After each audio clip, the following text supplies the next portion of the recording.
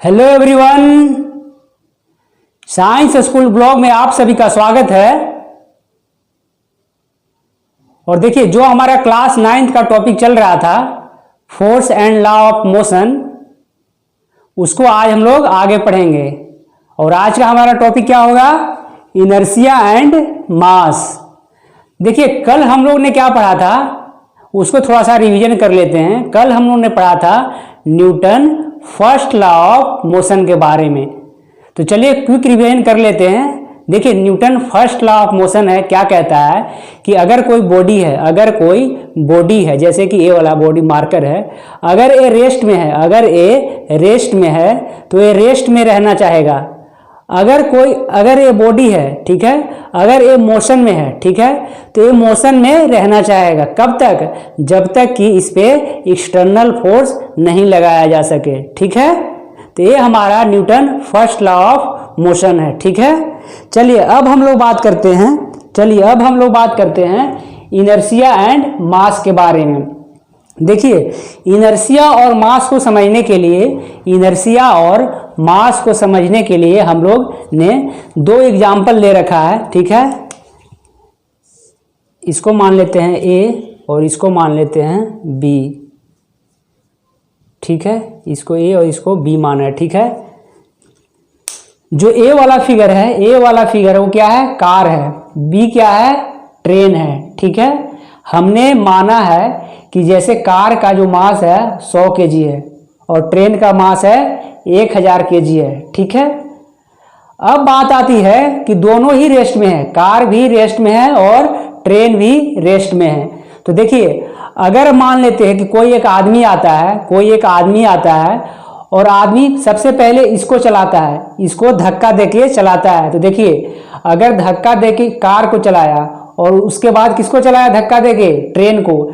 तो सीधी सी बात है कि उसको ट्रेन को धक्का देने के लिए ज़्यादा एनर्जी खपत हुआ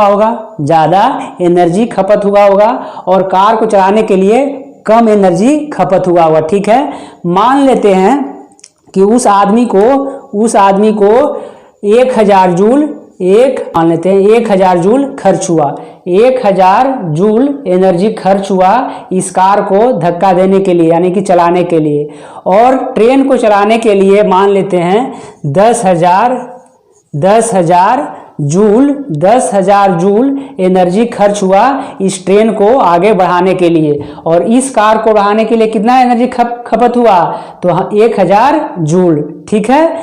तो देखिए, सबसे पहले रेस्ट में था दोनों और दोनों का मास डिफरेंस है, यानी कि मास इसका कितना है? 100 kg है, इसका कितना है? इसका तो मास है इसका 1000 kg, ठीक है। अब अगर हम बात करें कि देखिए इनर्शिया की बात करें, अब हम किसका बात कर रहे हैं? इनर्शिया का बात करें कि देखिए, जिसका ज्यादा मास होगा उसका ज्यादा इनर्शिया होगा। तो मास सबसे ज्यादा किसका है? ट्रेन का है। मास सबसे ज्यादा किसका है? ट्रेन का है। और कार का मास कम है, तो सबसे ज्यादा इनर्शिया किसको हुआ? तो सबसे ज्यादा इनर्शिया ट्रेन का हो गया, ठीक है। दूसरी भाषा में बात करें कि देखिए, सबसे ज्यादा इसको चलाने के लिए, कार को चलाने के लिए एनर्जी लगेगा या फिर ट्रेन को चलाने के लिए एनर्जी लगेगा? तो आपका जो आंसर होगा वो होगा कि ट्रेन को चलाने के लिए ज्यादा एनर्जी लगेगा। तो देखिए, जिसको चलाने के लिए एनर्जी ज्यादा लगा उसका क्या होगा? उसका इनर्शिया ज्यादा होगा। क्योंकि इसका मास ज्यादा है, ठीक है। तो आप बता सकते हैं कि जो हमारा इनर्शिया है वो प्रोपोर्शनल टू मास है। जिसका मास ज्यादा होगा, जिस ऑब्जेक्ट का मास ज्यादा होगा उसका इनर्शिया ज्यादा होगा। तो यहाँ पे अगर एग्जाम्पल से कंपेयर करें तो यहाँ पे ट्रेन का इनर्शिया ज्यादा होगा, ठीक है। अब हम थोड़ा सा थ्योरेटिकल बात कर लेते हैं। The inertia of an object is measured by its mass. तो अगर हम बात करें कि इनर्शिया किसको मेजर करता है, तो मास को मेजर करता है, ठीक है। The mass of an object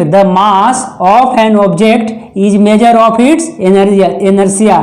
तो मास किसको मेजर करता है? तो इनर्शिया को मेजर करता है, ठीक है। एक और पॉइंट है, inertia is the natural tendency of an object to resist a change in its state of motion और रेस्ट। ठीक है, तो चलिए अब हम लोग ओवरव्यू एक बार देख